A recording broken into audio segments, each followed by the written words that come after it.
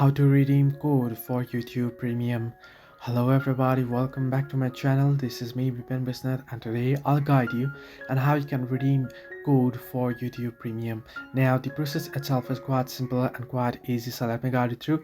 Whether you get the code for YouTube Premium or you want to redeem your code for just YouTube account, what you can do is you can simply head into your browser on your device. Simply open up any browser on your device. As you can see here, what you want to do is at the search bar you want to type in youtube.com/redeem. So simply type in youtube.com/redeem.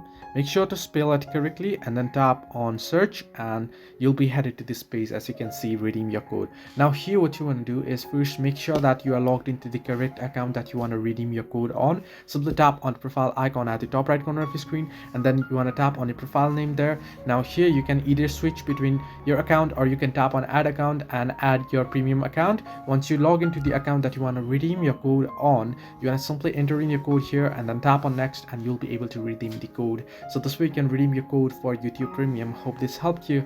Do like and subscribe, and do not forget to leave a comment down below if you have any further issues.